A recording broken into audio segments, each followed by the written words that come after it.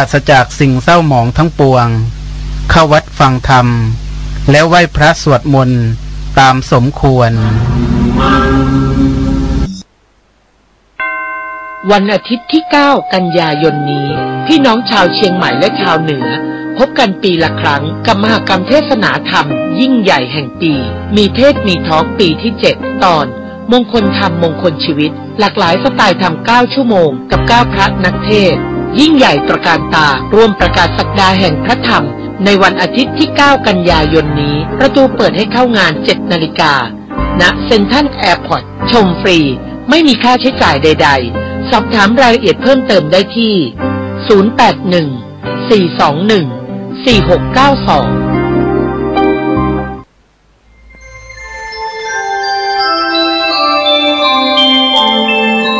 4692ขณะนี้ท่านกำลังฟังสถานีวิทยุกระจายเสียงคลื่นเพื่อการศึกษาพระพุทธศาสนาและวัฒนธรรมระบบ FM 104.5 เมกะเฮิรตซ์ออกอากาศณวัดฝายหิน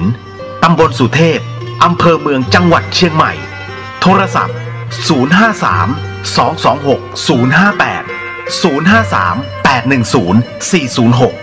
053 943 691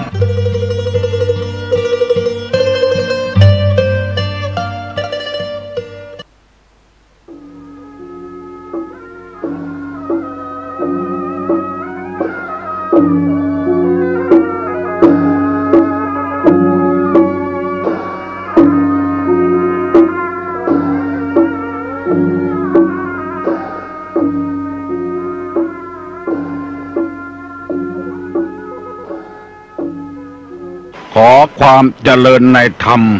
และความผาสุกทางใจจงได้มาบังเกิดมีแก่ท่านสาธุชนคนดีผู้เจริญในศีลในธรรมทุกท่าน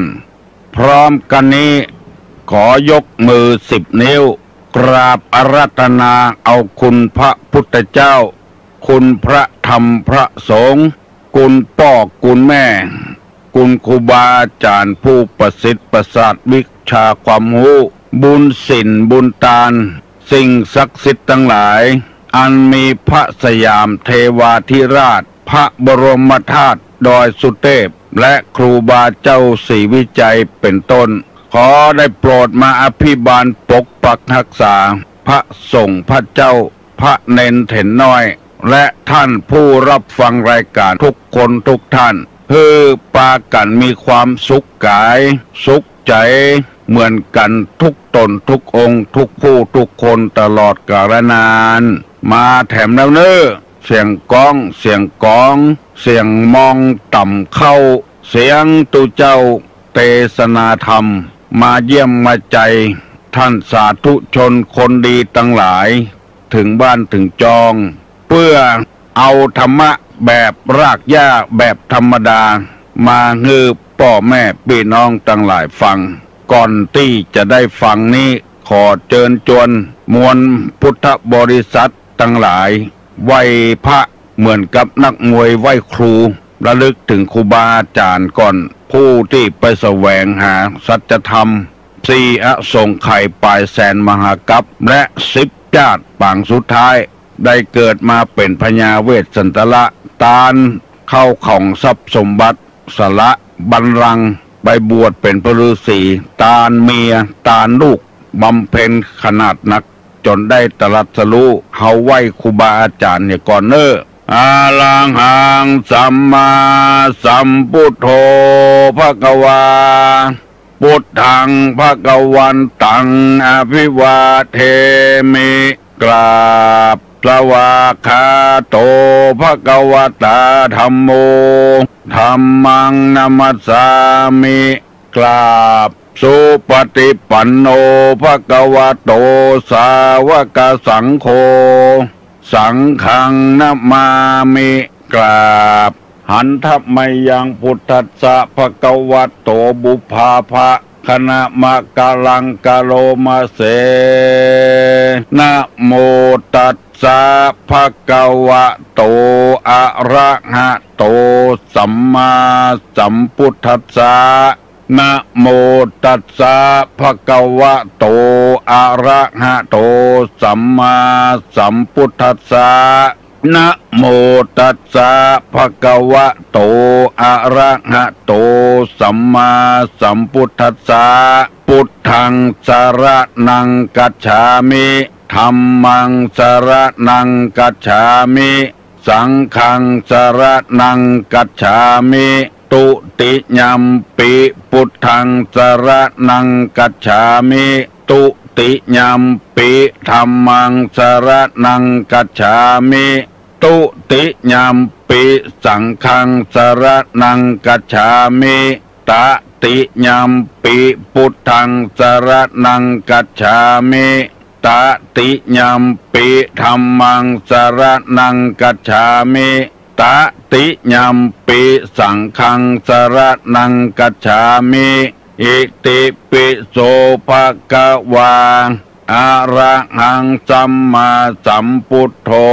วิชชาจรณะสัมปันโนสุขโตโลกาวิทู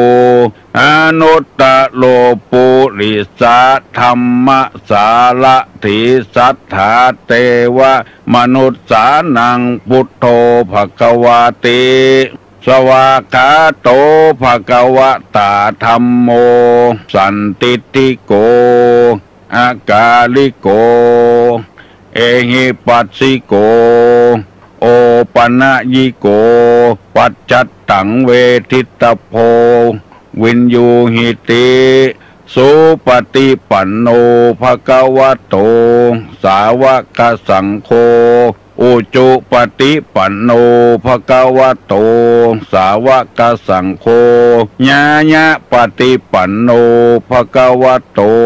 สาวกสังโฆสามิเจปฏิปันโนภะคะวะโตสาวกสังโฆญาติตังจัตตาลิปุริสายุคานิอัฏฐะปุริสาปุคลาเอสาภะคะวะโตสาวกสังโฆอาหุไนโยปาหุไนโยทักขิไนโยอัญจลิกาละนิโยอนุตตะลังปุญญเขตังโลกัสสาติกราบหนึ่งกราบสองกราบสามกาเลนะธัมมัสสวนังเอตัมมังคารมุตตะมังมาแล้วเน้อเสียงกองเสียงกองเสียงมองต่ำเข้า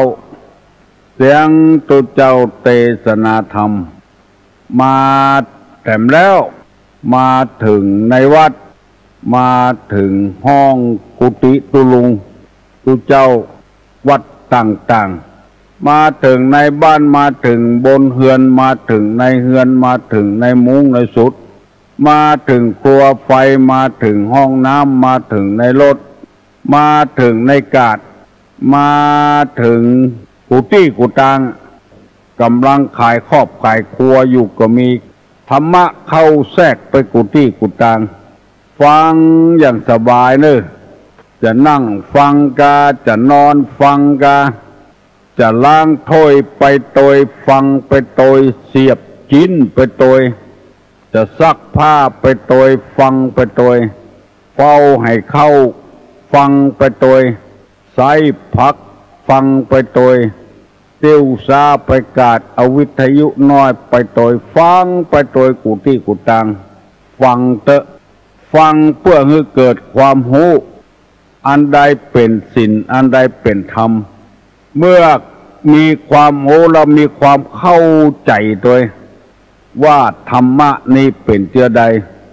ป้อนข้อมูลเข้าสมองเอาไปกึดไปล่ำทำกรรมแล้วป้อนเข้าจิตเข้าใจปฏิบัติตัวเป็นคนดีคนงามคนมีศีลมีธรรมอยู่ที่ไหนมันบ่เป็นพิษเป็นภัยกับไผผัวมีศีลมีธรรมก็บ่เป็นพิษเป็นภัยกับเมียลูกมีศีลมีธรรมก็บ่เป็นพิษเป็นภัยกับผัวยิ่งตุเจ้ามีศีลมีธรรมซ้ำดี บ่เป็นพิษเป็นภัยกับชาวบ้านอันที่บาปอันที่เป็นพิษเป็นภัยถึงวันก็คือคนบ่มีศีลบ่มีธรรมนั่นเองไว้ใจบ่ได้ลาสาบ่ได้ก็ล็อกปลอกแปกเอาก็เอาเห็นแล้วแต่ว่าทีวีออกร่วมร้วยช่วยกันเป็นดีอินดูละอ่อนกำลังหิกำลังหา4 คนใน48,000โดนเขมรหลอกลวงเอาเงินเก่าเขมรมาซื้อมือถือเมื่อรวบรวมแล้วจะได้กำไรตบกึ่งซื้อมือถือ48,000เอาไปขายให้เขาจะได้กำไรแถมกึ่ง48,000รวมตึ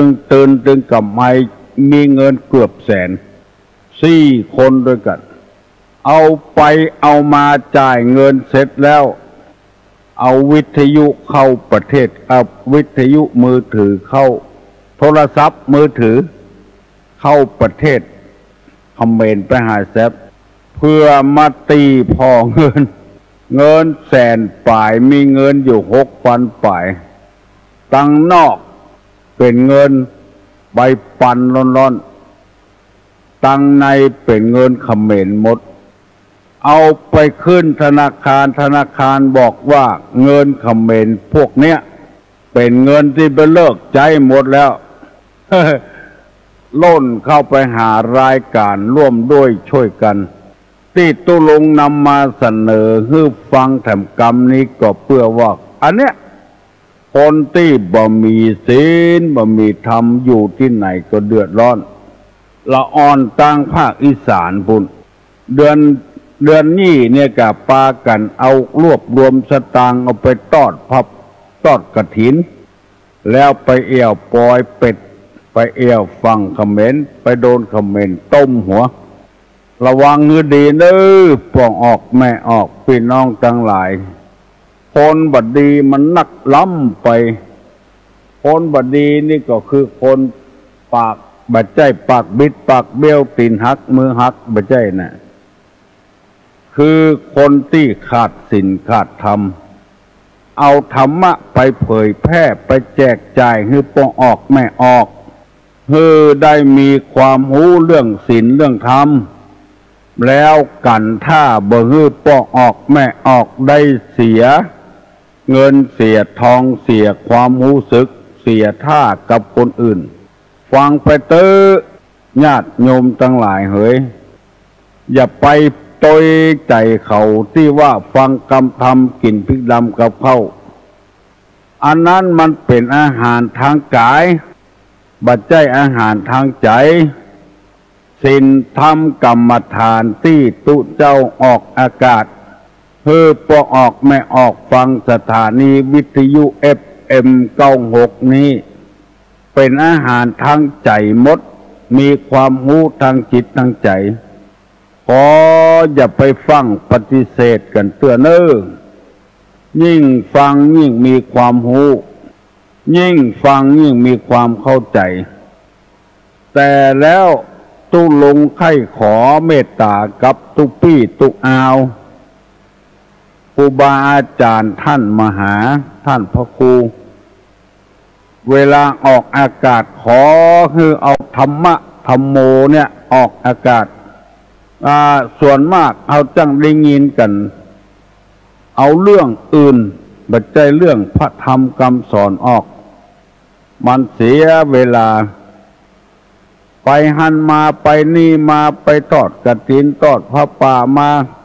แต่งหนังสือเล่มนั้นต่ออันต่ออีอู้กันเรื่องบะเก่าบะเดิมหมู่นี้มันสาระมันมีน้อยใครฮือเอาธรรมะเรื่องกินเรื่องการหมู่เนี้ยเอามาเล่าฮือพอออกไม่ออกฟังนักแล้วพยายามจะอย่าไปโจมตีไปใส่ร้ายไผเอาหิริโอตตัปปะสติสัมปชัญญะป้องกา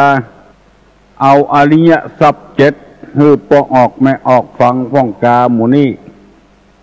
มันจะได้ผลได้ประโยชน์นักขึ้นแถมน้อยอันนี้ตูลุงเนอขอเตือนเวลาจะออกอากาศนี่เอาคุณธรรมเอาเนี่ยทำ84,000 พระธรรมขันธ์เนี่ยนิยายชาดกกาอย่างกาศึกษาเล่าเรียนมันแคมไปหันไปนี่ไปที่นี่ที่หันมัน มันเป็นของธรรมดาไปใครมันเกินกว่าธรรมดาน้อยก็เอาคุณธรรมเนี่ยเพื่อบางทีก็มาสนทนากันในวิทยุบ่มีความหูสถาสกรรมไปเอากรรมไปหันไปนี่ไปหูไปหันมาไปเล่ามาเล่าสถาฟังเปิ้นแกว่นเหลือเฮาหูเหลือเฮาก่อนขอเมตตาเนออันนี้เป็นกรรมขอร้องของตุลุงเนอถ้าได้ฟังวิทยุนี้ลองพิจารณาเตอะ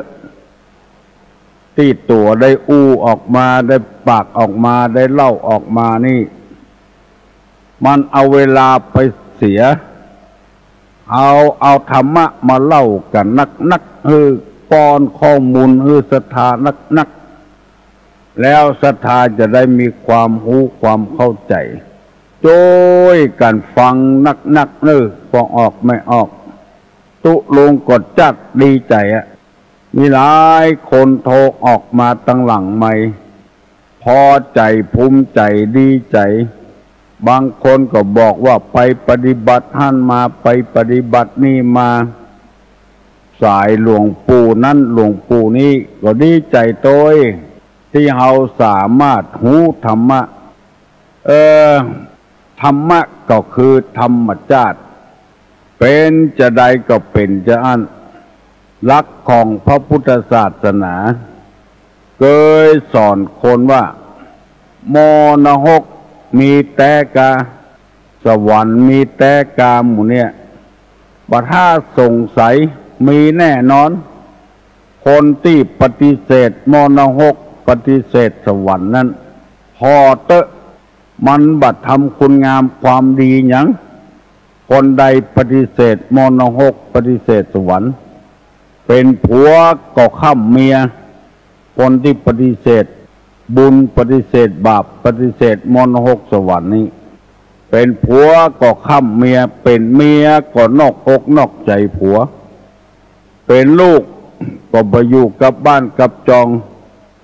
หมู่นี้ปฏิเสธมนหกปฏิเสธสวรรค์เป็นลูกจ้างก็แน่จะกดลังแรงงานเปิ้นเวลาเปิ้นอยู่นี่เนี่ยการเอาหน้าเอาตาเชื้อใดบ่เตื้อลองเปิ้นมาอยู่เฝ้าระนั่งกกงกอู้งานท่วงงาน บ่ใครเนี่ยอย่างละลองเปิ้นมาพอแต่งเนี่ยแรงหน้าให้ก่อนหมู่เนี้ยหมู่ปฏิเสธมนหกปฏิเสธสวรรค์หมด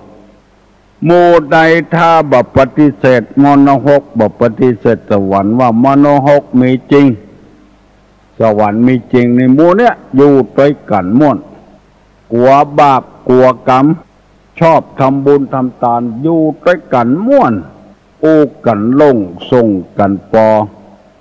กินหยังก็กินด้วยกันน้ำพริกก็กินด้วยกันแกงก็กินด้วยกันได้เพราะฉะนั้นบ่ยากจะฮื้อไผ่ปฏิเสธอย่าไปว่าชาติหน้าเลยมนหกชาตินี้ก็มีอยู่แล้วสำหรับคนที่ปฏิเสธมนหกกรรมก็เข้ากรรมก็ออกไปเรียนวิชามนหกหมดออกมาแล้วมีปฏิกิริยาต่างๆของที่บ่เคยฮู้ก็ฮู้ของที่บ่เคยหันก็หันเพราะว่าแต่ละคนที่เขาไปอยู่มนหกนั้นล้วนแต่เป็นเสือเป็นสิงเป็นกระเป็นกระทิงเป็นแรดที่เขาจ้างสอนลูกบ่ฟังนะตึกละก็เข้าคอกนั่นกะเข้าแต่นี่มันบัดใจอย่างอันมันไปเรียนวิชาต่างๆคนโน่มันบัดใจเหมือนงัวเหมือนควายมันไปเรียนแบบเข้าไปตั้งหลังตั้งหน้านี่เป่งลึงออกมาหลังลายผุย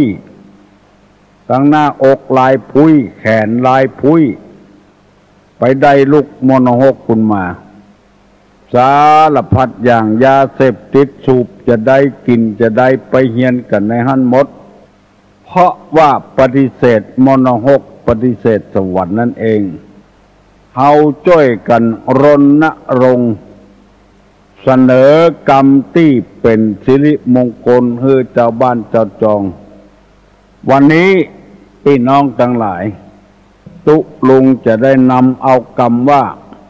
สาเหตุที่แห่งความล้มเหลวนั้นมาเสนอให้พี่น้องได้รับทราบแถมกรรมหนึ่งเพราะมันมีหลายข้อคนที่ล้มเหลวนั้นก็เพราะปฏิเสธมโนหกปฏิเสธสวรรค์ปฏิเสธความดีลาบ่มีอย่างมาแกล้งเปิ้นโอ้ไผอย่าดีก็ดีไปละเกิดมาอย่างเอี้ยเกิดมาอย่างเอี้ยอันนี้คือกรรมที่ปฏิเสธความดีความให้หัวแข็งหัวดื้อว่ายากสอนยาก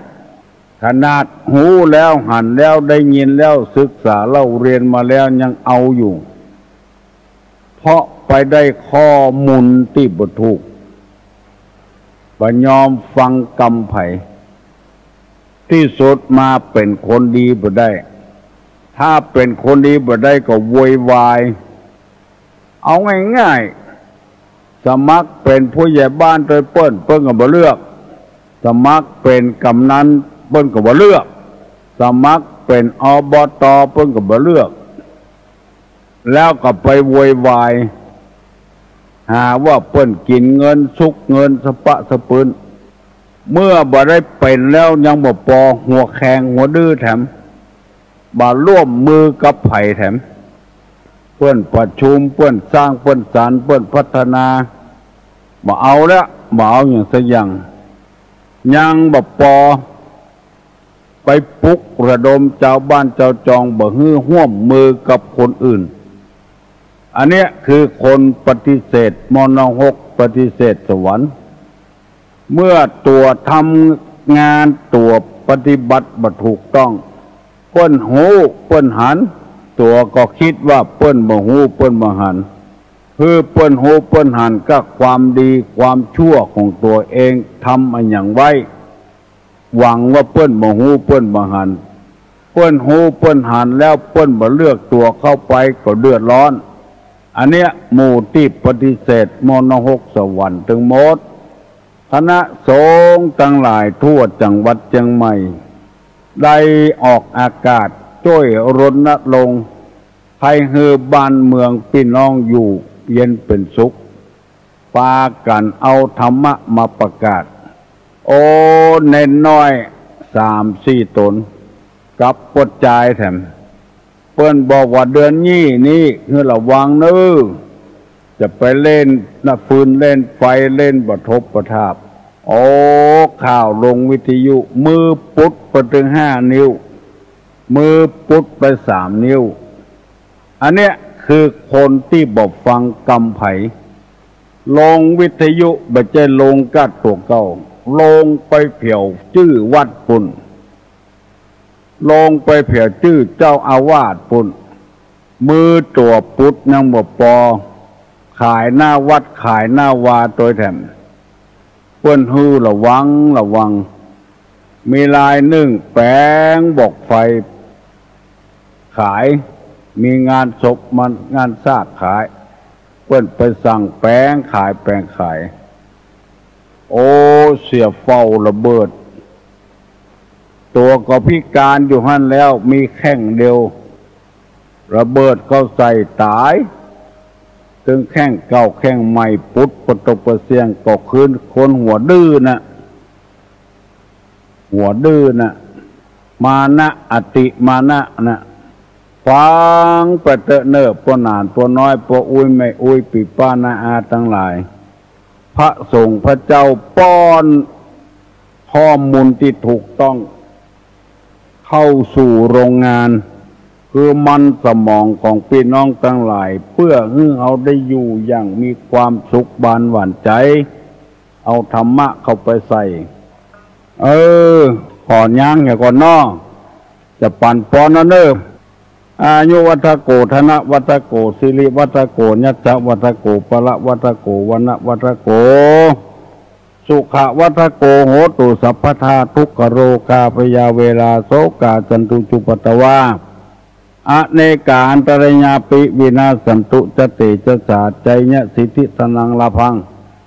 โสติภคยังสุขังพลังสิริอายุจวันโนจะโภกังมุทิจญะสวาสตาวาสาจะอายุจะจีวสิทธิภวันตุเตวุฒาปจายิโนจัตตาโลธรรมาวัฏันติอายุวันโนสุขังพลัง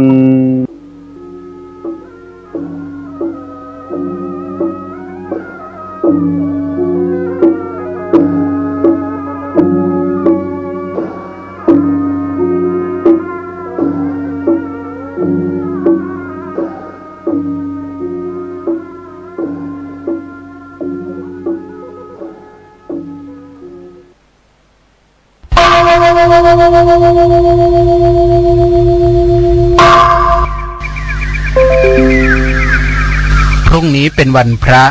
ขอเชิญลดละอบายมุขทำจิตใจให้สงบสะอาดปราศจากสิ่งเศร้าหมองทั้งปวงเข้าวัดฟังธรรมแล้วไหว้พระสวดมนต์ตามสมควรวันอาทิตย์ที่ 9 กันยายนนี้พี่น้องชาวเชียงใหม่และชาวเหนือ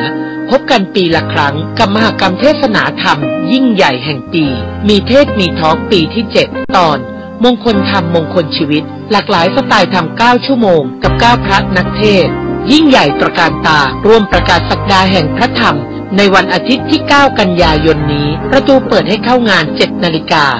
ณเซ็นทรัลแอร์พอร์ตชมฟรีไม่มีค่าใช้จ่ายใดๆสอบถามรายละเอียดเพิ่มเติมได้ที่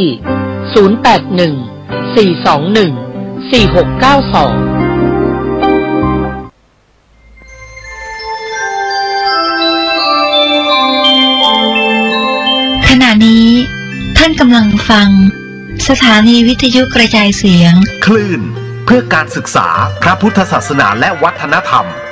ระบบ FM 104.5 เมกะเฮิรตซ์ออกอากาศณวัดฝายหินตำบลสุเทพอำเภอเมืองจังหวัดเชียงใหม่โทรศัพท์053-226-058-053-810-406-053-943-691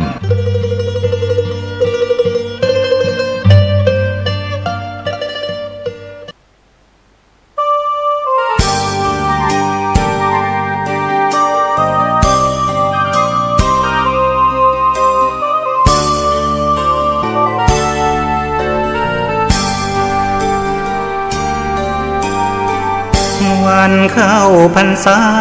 เรามาร่วมใจเลิกดื่มสุราเมลัยถวายเป็นพุทธบูชาทุกสิ่งเสพติดทำลายชีวิตทั้งใจวาจาผิดศีลข้อที่5สาเหตุให้เกิดเพศภัยใช้สติไตรตรองให้ลองคิดดูเหล้ายานั้นคือศัตรูก็กินทรัพย์สินภายในทำร้ายครอบครัวไร้ความสุขลูกเมียทุกใจเงินทองที่หามาได้สลายไปกับน้ำเมา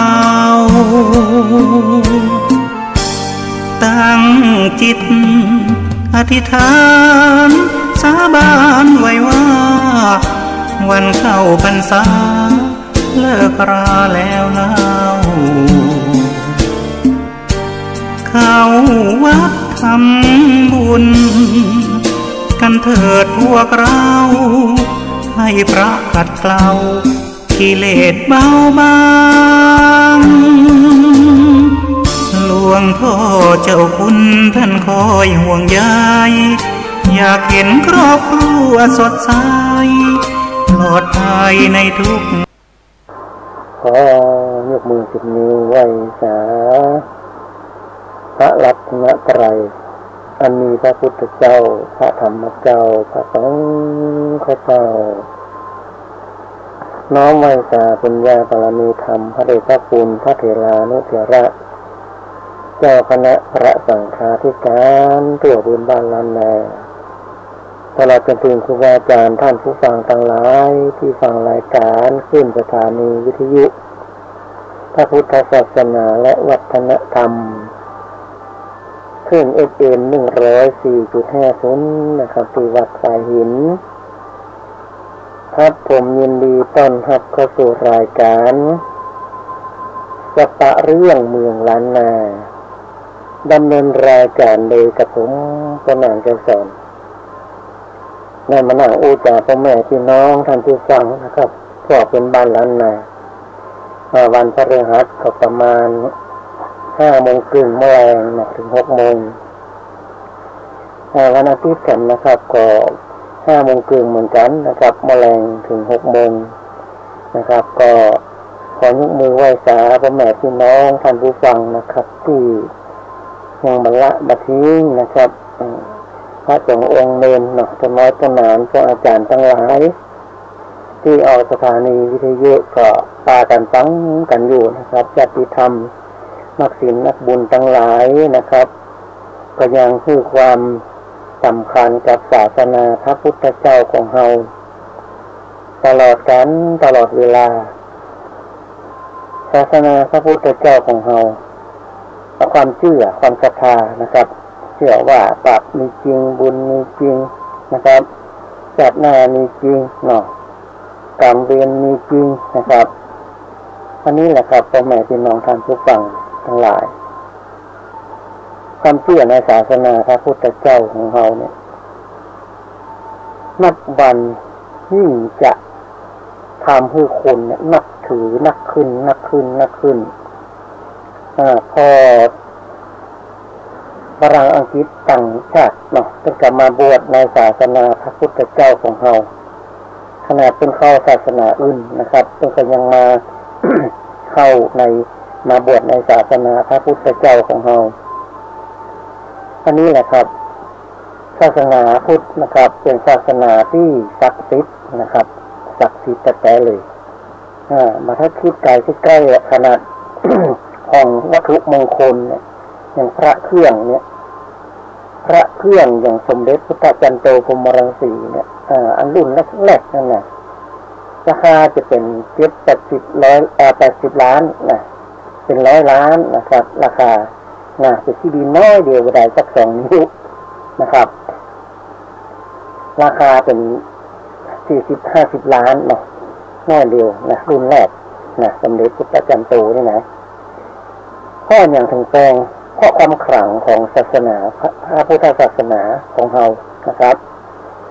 เป็นเอาไปไว้ในตระกูลในนี้เป็นในวงตระกูลเป็นนะครับก็เป็นกระล่ำรวยมั่งมีสีสุขด้วยทรัพย์สินเงินทองบริวารนักหนาปาป้านนะครับเป็นก็มีความจุ่มเนื้อเย็นใจในกิจการงานในบริวารของท่านนั้นเหล่านั้นไปนะครับเพราะว่าคนใดมีวัตถุมงคลเนี่ยที่มันขลังที่มันเก่ามันเก๋นะครับที่บุรพาจารย์เป็นในปลุกเสกใจเสกซ้อมย้อมยกอย่างเนี้ยเป็นธรรมดีนะปฏิบัติดีปฏิบัติชอบเนาะเป็นพระเครื่องเป็นวัตถุมงคลแต่งแต่เลยนะแต่งแต่เลยนะครับคนที่มันมีเงินนะมาได้สัมผัสได้ตัวเนาะแต่คนธรรมดาก็เสิร์ชเข้าไปในอินเทอร์เน็ตก็จะรู้อยู่ว่าเข้าไปใน Google นะพิมพ์ว่าพระของแท้พุทธจันโตพรหมรังสีสมเด็จพุทธจันโตเนี่ยมันก็จะหันขึ้นมาว่าโอ้ของแท้เป็นอย่างนี้เนาะเนี่ยอย่างงามจะดีจะเหมาะจะพอจะมาเหมือนไผของเก่าของเดิมนี่นะอันนี้แหละครับพ่อแม่พี่น้องท่านผู้ฟังศาสนาพุทธเนี่ยมันขลังเพราะอย่างเพราะว่ามันมีอิทธิมีฤทธิเตชะนะอย่างพระธาตุเจ้าโดยสุเทพครูบาเจ้าศรีวิจัยนักบุญถึงล้านนาไทยเนี่ย เรียนของครูบาเจ้าศรีวิจัยเนี่ยแป้งนะครับรุ่นเก่าๆแรกๆนะมาล่ามาลูนมามีคนปลอมขึ้นมานะปลอมขึ้นมามันก็ทำให้มันก็มาเหมือนนะเรียนหลวงปู่แหวนก็เรียนหลวงพ่อประเจนสมโกก็เรียนนักเรียนครูบาจุ่มกันเนี่ยเรียนครูบาจุ่มนะครูบาจุ่มที่มันไปทำไปเปิดถ้ำนางนอนเนี่ยนั่นนางนอนเนี่ยครูบาจุ่มเนี่ยเหรียญเปลี่ยนแปลงนะครับถ้าเข้าไปดูในอินเทอร์เน็ตนะครับเหรียญรุ่นแรกนะครับเป็นราคาเป็นมาให้มาดีนี่มาได้สัมผัสเพราะว่ามันแต่งนะสมัยเมื่อเป็นทำมาแล้วเป็นแจกกันฟรีๆนะพ่อแม่พี่น้องท่านผู้ฟังทั้งหลายเป็นแจกฟรีครูบาเป็นแจกฟรีเหรียญที่เป็นแปลงๆถึงวันนี่นะเป็นแจกฟรีเป็นทำขึ้นมาเหมือนนับประมาณ1,000 องค์ได้อย่างเงี้ย2,000 องค์ได้อ่ะ2,000 เหรียญเนี่ยเป็นทำขึ้นมาแล้วก็แจกให้กับญาติกับโยมกับญาติธรรมกับนักศิลป์นักบุญเนาะเวลามาลืนมาเป็นหลายหมื่นหลายแสนนะหลายหมื่นหลายแสนนะครับอันนี้แหละความขลังของศาสนาพระพุทธเจ้าของเรานะครับมันมีอยู่มันสัมผัสได้นะครับมีตัวอย่างให้เปรียบหลายอย่างนะครับเปรียบหลายอย่างที่ว่าศาสนาพระพุทธเจ้าของเราสัมผัสได้นี่นะเปรียบได้หลายอย่างเปรียบเป็นอรูปธรรมเลยไม่ใช่นามธรรมนะครับเปรียบอย่างไรสมัยก่อนโบราณเนี่ยเมื่อยังบ้านเมืองยังไม่เจริญเนี่ยถ้ามีดวงวิญญาณผีเข้าเล่าตือคนดวงวิญญาณจะมาเข้ามาสิงมาให้มาห้องมาเป็นใจบดีนะก็เอาบทสวดของพระพุทธศาสนาของเขาเนี่ยไปเป่าไปอย่างก็จะหายทันทีนะผีดวงวิญญาณร้ายเนี่ยก็จะไปทันทีอันนี้แหละครับสัมผัสได้คือตัวนี้แหละสัมผัสได้เพราะว่าศาสนาของเขาเนี่ยมันขลังแต่เลยนะครับอย่างพระคาถาที่เป็นเอาไล่ผีดวงวิญญาณร้ายผีเข้าทั้งหลายเนี่ยผีเข้าล่องตีคนทั้งหลายสมัยก่อนเมื่อบ้านเมืองมันเจริญมันจะมีผีดวงวิญญาณร้ายเนี่ยเข้ามาสิงคนที่ขวนอ่อนนะครับคนขวนอ่อนเนี่ยก็จะโดนผีสิงนะผีสิงจะห้องจะให้จะอันอย่างไปเรื่อยนะคนเฒ่าคนแก่คนที่มีปัญญาภูมิปัญญาพระเจ้าตุปู่ตุลุงตุอุ้ยต้นหูเราอันนี้มันดวงวิญญาณเข้าแล้วแหละผีร้ายเข้านะต้องก็จะมาเสกมาเป่านะเสกมาเป่าก็จะหายทันทีนะครับหายทันทีหายด้วยปฏิหารเลยคาถาพวกนั้นก็คือคาถามงกุฎพระพุทธเจ้านะที่เป็นเอาเป่าได้นะนี่บอกคือเลยเมื่อมันจะอุบไปนะเป็นมงกุฎพระพุทธเจ้าที่เอาไล่ผีสางมานั่งลงนี่นะผีกะเข้าผีซื้อเข้าผีตายเก่าหน้าเมินผีตายห้าตายโหงเนี่ยมันมาเข้ามันขยักขยินกับคนนั้นเนี่ยมันมาได้ห้าของกินของซานนะก็มันได้ไปเกิดไปพูดไปเกิดอย่างเงี้ยมันไปตักคนไปเข้าสิงคนว่าจะกินอันนั้นกินอันนี้เนี่ยกินหลักแกงอ่อมกะเหล้ากะไก่กะหยานะครับอันนี้แหละครับดวงวิญญาณมีแต่เลยพ่อแม่พี่น้องท่านผู้ฟังทั้งหลายพระคาถาของเขาเนี่ยศาสนาพูดของเขาเนี่ยมงกุฎพระพุทธเจ้าเนี่ยที่เพิ่นเอาเป่าเอาเสกคนผีเข้าเล่าตือเนี่ยดวงวิญญาณร้ายอย่างเข้าสิงเนี่ยบทมงกุฎพระพุทธเจ้าที่เป็นสวดว่าอิติปิโสวิเศษีอิเศษีพุทธนามิอินินาพระตังเสอิสตังอย่างเนี้ยอันนี้แหละคือมงกุฎพระพุทธเจ้าอย่างแบบที่ยาว2 บรรทัดบดายก็เอาไปเป่าไปเสกนะครับรับรองเลยพ่อแม่พี่น้องท่านผู้ฟังคนที่เป่าทุกสิ่งนี้ต้องมีศีลมีธรรมก่อนเนี่ยคนที่มีครูบาอาจารย์อยู่ในตัวก่อนถึงจะเป่าจะได้จะเป่าจะเสกซึ่งมันหายได้นะคนที่ธรรมดาคนมันมีศีลมีธรรมคนทำบาปอย่างนี้ก็เป่าไปได้คาถาจะบาศักดิ์สิทธิ์คาถาบาศักดิ์สิทธิ์ไปเป่าไปเสกไปไล่ดวงวิญญาณร้ายนะคนต้องมีศีลมีธรรมคนจำศีลกินทานนะครับจำศีลกินทานคนมีครูบาอาจารย์อยู่ในตัวเนี่ยเอาไปเป่าไปเสกไปไล่ผีในตัวคนที่ถูกผีเข้าเล่าตื่นเนี่ยผีร้ายมันก็จะออกไปทันที มันจะห้องจะให้สมัยก่อนนี้เป็นเอาปูเลยปูเลยหรือว่าไพรเนี่ยเอามาเลี่ยมเอามีดมาแหลมบอกมันแหลมแล้วก็เอาไปตั้งไปไล่ผีในตัวไล่ดวงวิญญาณร้ายในตัวคนที่ดวงวิญญาณเข้าเข้าสิงก็จะไปจำไปปั่นที่ข้างตำหน้าอกต่ำคอต้นคอโดยมากดวงวิญญาณร้ายเนี่ยมันจะอยู่ที่รักแร้รักแร้ถ้าเป็นเอาไปจำมากูเลยจำตั้งสปาตี้กะลี่รักแร้เนี่ยมันจะห้องทันทีเฮ็ดหัวแล้วคนจะตั้งไปถ้าบาปะเลยแห้งบ่จะตั้งสับต้นคอตั้งทำรังใบหูเนี่ยดวงวิญญาณมันจะมอบอยู่ตรงนั้นมันจะซ่อนอยู่ตรงนั้นก็จะจำเข้าไปถ้ามันจำเข้าไปที่ไหนมันห้องที่ท่านหมายต้องก็จะจำเข้าไปแห้งๆแล้วก็จะถามมึงชื่อยังชื่อยังลูกที่ไหนมามึงขยันกินยังให้จะไปแล้วให้เจ๊นะอันนี้ดวงวิญญาณมันก็จะบอกมันจะว่าคนที่ดูถูกดวงวิญญาณร้ายข้าสิ่งมันจะออกปากแต่คนเดียวถ้าเรื่องไปให้จะกินไก่ต้มกับเหล้ามันก็ต้องไปบนไปอย่างนะครับไปบนไปบอกแต่กล่าวว่าผีก็มีสัจจะคนก็มีสัจจะนี่มึงออกไปประเดี๋ยวนี้ดวงวิญญาณร้ายได้หัน3 วัน 7 วันอย่างจะเลี้ยงจะนิ่งจะคลายก็ว่าไปอันนี้แบบเที่ยวประเดี๋ยวลูกๆพ่อแม่เป็นน้องท่านผู้ฟังนี่จริงๆสิ่งลี้ลับนี่มีจริงๆเลยที่เขาเราตื่นทั้งหลายเนี่ยระวังตะคนสมัยก่อนในขวดมันอ่อนหรอกกินเหล้าเข้าไปกินเข้าไปเอา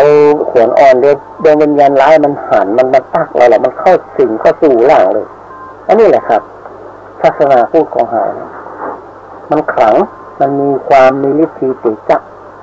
หูหันสัมผัสได้เลยที่พระคาถาเนี่ยมงกุฎพระพุทธเจ้าเนี่ยที่พระหนามาบอกมาว่าเนี่ยผู้จำไว้ไปเจาะคอในสวดมนต์ก็ได้หรือว่าถ้าจำมาตั้งก็ โทรมาหาพระหนาไกรสอนเนี่ยบทมงกุฎพระพุทธเจ้านี่ว่าจะได้นะพระหนาจะบอกคืออิติปิโสเสอิติเสอย่างนั้นมี2 บรรทัดบายไปพอในพระคาถาดูใน Google ก็ได้ในอินเทอร์เน็ตก็ได้ครับพิมพ์ไปว่ามงกุฎพระพุทธเจ้าคาถามงกุฎพระพุทธเจ้าก็จะขึ้นมาทันทียุคโลกาที่ว่าพ่อแม่พี่น้องท่านผู้ฟังทั้งหลายนี่แหละครับสัมผัสได้ศาสนาพุทธของเรามีฤทธิ์เตจักสูงโด่งดังใครจะมาทำลาย จะได้กระตุ้งมาได้ยิ่งทำลายยิ่งดีบ่มีมารสมปานบ่เกิดอันนี้พระพุทธเจ้าเป็นบอกไว้ว่านะครับศาสนาของเขามันจะมีมารมาต้องมาคุยบางท่านบางคนไปโพสต์ลงในอินเทอร์เน็ต Facebook เอาไผ่มาขุดโกนหัวละนุ่งเหลืองห่มเหลืองละเอาไม่ยิงมาหอมแก้มอีกก็มีหวังที่จะทำลายศาสนาพุทธของเขามีกระเลิกกระเต๋อมีคนไม่ยิงไปนั่งบนบาพระพุทธเจ้าที่เป็นรอเป็นแต่งไว้ในวัดในวาแล้วก็ถ่ายลงอินเทอร์เน็ตอันนี้แหละครับเขาหวังที่จะทำลายมันเป็นอย่างครับมันมีมารสมปันแบบเกิดนะครับพ่อแม่พี่น้องท่านผู้ฟังทั้งหลายมันจะไปกลัวจะไปนี่มันนะครับศาสนาของเขาเนี่ยใครจะทำลายมาได้ ใครจะทำลายมาได้เพราะว่าเป็นศาสนาที่มีฤทธิ์เตจักยกตัวอย่างมาหนึ่งคือท่านพระครูบาบุญที่เป็นไปทำพิธีที่ขุนน้ำนางนอนเนี่ยพระคาถาที่เป็นบอกคือกับชาวบ้านชาวเมืองเนี่ย มี5 บทที่จำเนี่ยพ่อแม่พี่น้องท่านผู้ฟังทั้งหลายไผ่ประจำไผ่บาหูคาถาบท5 บทนี้มีเนี่ยต้องโทรมาหาพระนางไกรสอนพระนางไกรสอนจะได้ว่ามันมีกรรมว่าอย่างไรต้องมีคาถาเงินแสนเงินล้านมีคาถาลัดจ้องแล้วก็มีคาถาแถวขาดแล้วมีคาถาครอบจักรวาลนะครับอันหนึ่งสุดท้ายคือคาถาป้องกันสารพิษหรือว่ามนุษย์ตั้งแบบดาวอย่างทั้งหลายเนี่ยสารพิษทั้งหลายที่จะมาเข้าในตัวเขาเนี่ยมะเร็งอย่างเนี้ยมันจะมีในห้าหมดพระคาถาป้องกันสารพิษ5 บทเนี่ยผมแม่เป็นน้องท่านผู้ฟังทั้งหลายสัมผัสได้เลยอันนี้พระนางไกรสอนเอาหัวเป็นประกันเด้อ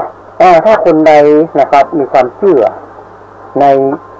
ศาสนาพระพุทธเจ้าของเรานะครับในบทพระคาถาทั้งหลายเนี่ยลองสัมผัสดูได้คนใดแบบเชื่อนะครับคนใดแบบเชื่อลองสัมผัสดูได้ลองสัมผัสอย่างใดก็หนานอยู่ฟังพระคาถาครูบาบุญจุ่มนี่นะ5ครับพระคาถาเนี่ยคาถามนต์คาถาเงินหมื่นเงินแสนเงินล้านเนี่ยเงินพันล้านอย่างเงี้ยแล้วคาถาลดจ้องแล้วก็คาถาเท้าคาดแล้วก็คาถาครอบจักรวาลแถมอันนึงคือพระคาถาป้องกันสารพิษผ่านมะเร็งอย่างทั้งหลายนี่นะเอาไปเสียบเลย ตัว5บทมันแบบจะยาวเนาะเดี๋ยวปนานจะร้อยให้ฟังเอาไปสวดสัก3 รอบ 4 รอบ 5 รอบ 7 รอบก็ได้ก่อนจะนอนจับลงเลยท่านจะรับดีที่สุดเลยจะนอนจะมีนิมิตฝันที่ดีที่สุดเลยจะมีนิมิตฝันเคยฝันให้ฝันอย่างบดีมันก็จะดีฝันเป็นมงคลนะครับฝันเป็นมงคลฝันหาสิ่งมงคลหาตัวเลขที่เป็นมงคลก็มีนะครับท่านครูบาเป็นผู้ที่เจ็บผู้หลับเนาะ อันนี้บัดเกี่ยวไปดีดูเนื้อแต่ถ้าคาถาครูบาบุญจุ่มที่ว่านี่นะ5 บทเนี่ยคือว่าเลือกกันไปเลยง่ายๆเนาะคือจำขึ้นใจเลยคือท่องได้นะครับคาถาหมื่นเงินแสนเงินล้านอย่างเนี้ยคาถาลอดจ้องคาถาแคล้วคลาดหรือว่าคาถาครอบจักรวาลนี่คือใช้ได้ทุกอย่างเลยใช้ได้ทุกอย่างครอบจักรวาลนี่นะเขาจะใช้แบบใดได้หมดแต่มาเรื่องสุดท้ายคือคาถาป้องกันสารพิษเนี่ยของครูบาบุญจุ่มเนี่ยคือท่านพ่อแม่พี่น้องนะครับที่มีความเชื่อในศาสนาพระพุทธเจ้าของเราคือท่องคือจำนะครับเราต้องเอาแบบมาพอเพราะว่ามันจะยาวนะครับพอไปมนว่าไปมนมันก็จะจำนะครับ มันก็จะจำเอาละครับขออัญเชิญอาราธนาพระคาถาครูบาบุญจุ่มนะครับมาออกอากาศให้พ่อแม่พี่น้องท่านผู้ฟังนะครับได้ยินได้ฟังกันเนิ่อันแรกคือคาถาเงินแสนเงินล้านนะครับเงินแสนเงินล้านถ้าหาว่าไปเขาก็จะได้เงินแสนเงินล้านมาไว้ในมือในตัวในครอบครัวในตระกูลของเขานะครับถ้าขนาดจะว่าจะจ้าเนาะนะโมพุทธายะนะมะทะทะยะนะมะอะอุนะโมพุทธายะเทสุสุวังสะยายันตังสังเกนะรัญญายะเตครับอันนี้คือพระคาถาเงินแสนเงินล้านนะใครจะเสี่ยงโชคเสี่ยงลาภจะซื้อเลขซื้อหวยก็จะไทยบอลอย่างก็เอาคาถาแบบนี้เสกเข้าไปนะครับคาถาเงินแสนเงินล้านของครูบาบุญจุ่มนี่นะ จำง่ายๆนะนะโมพุทธายะนะมะทะทะยะนะมะอะอุนะโมพุทธายะ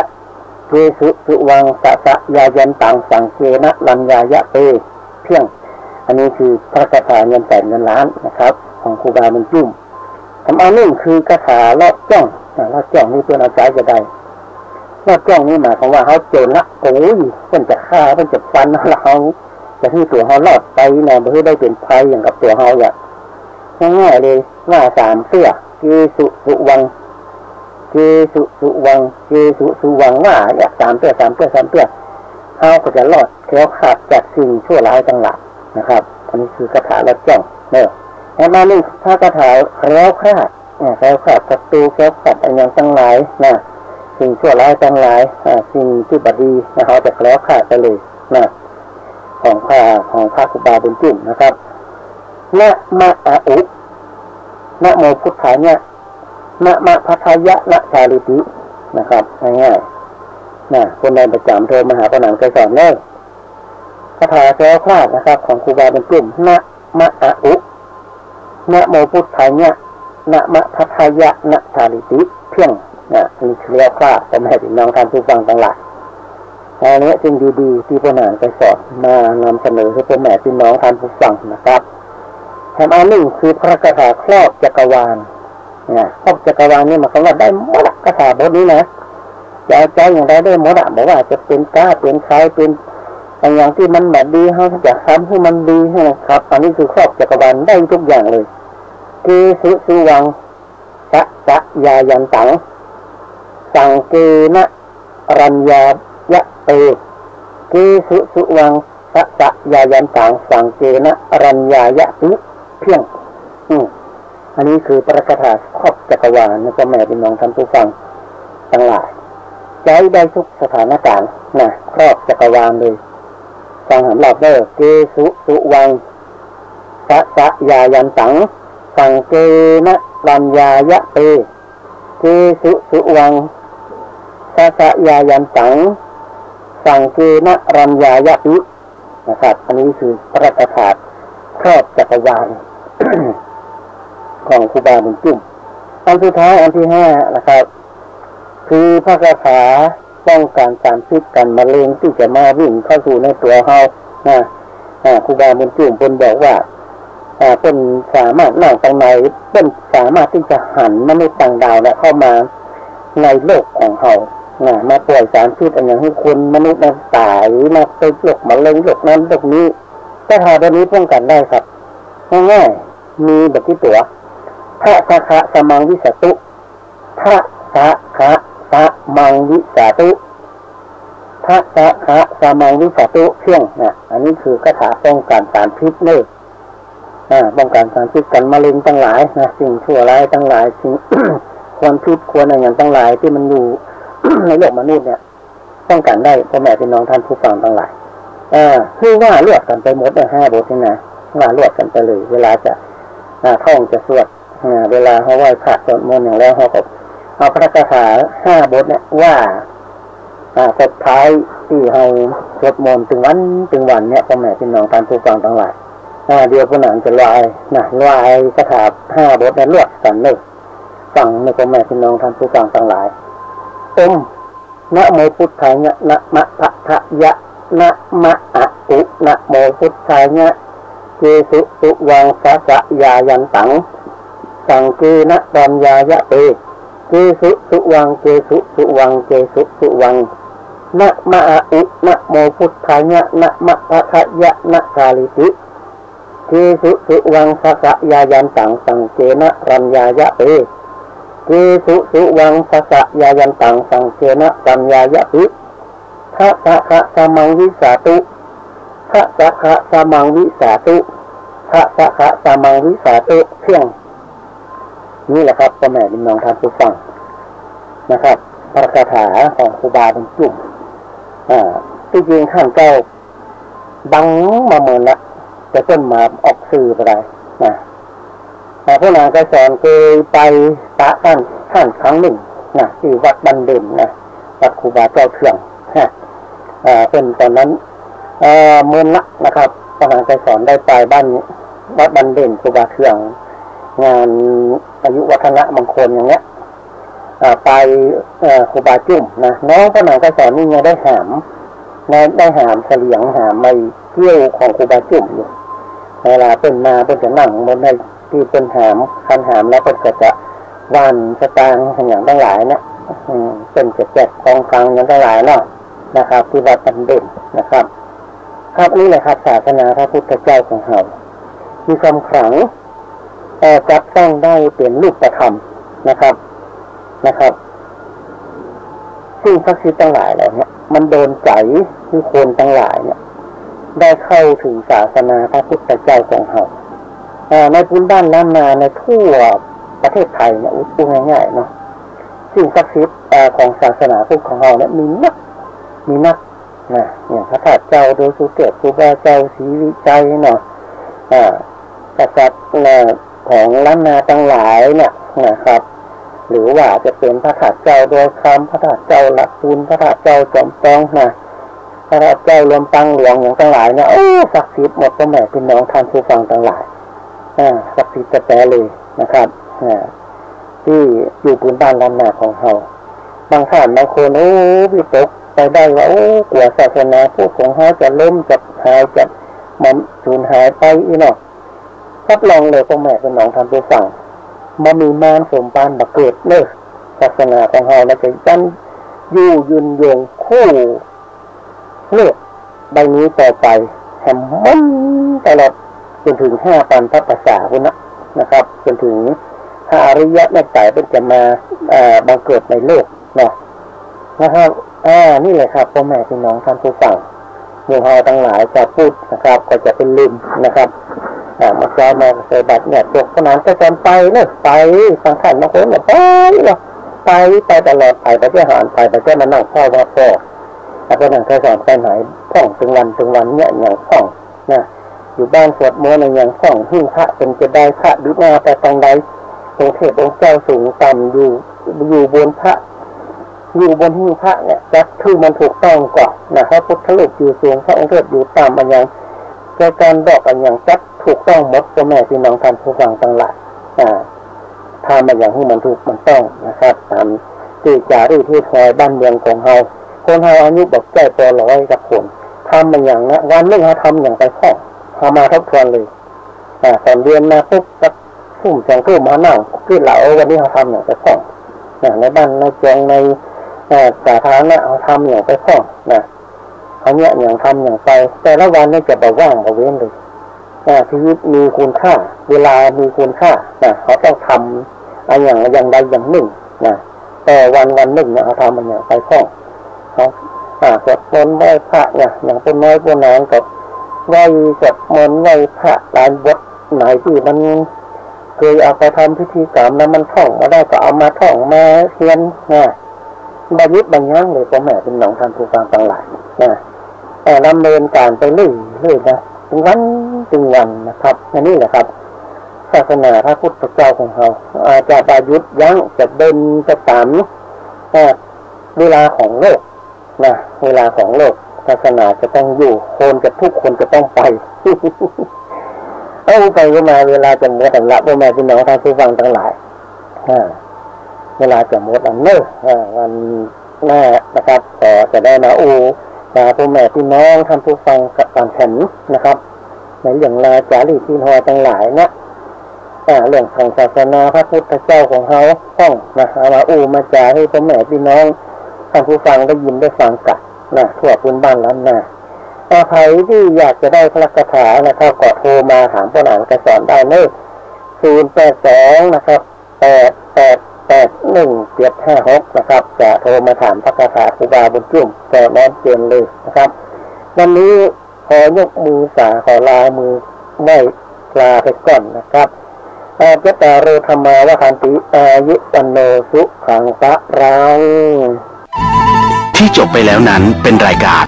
สปะสาระล้านนาดำเนินรายการโดยพ่อหนานไกรสอน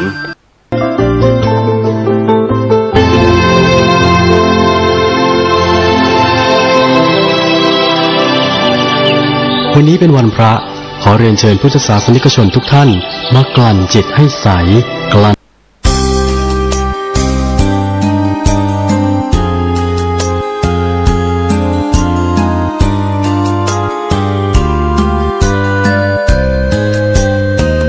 ง่ายนักหรือกับการยึดถือพระธรรมมันฝึกประจำทำให้ใจมีศี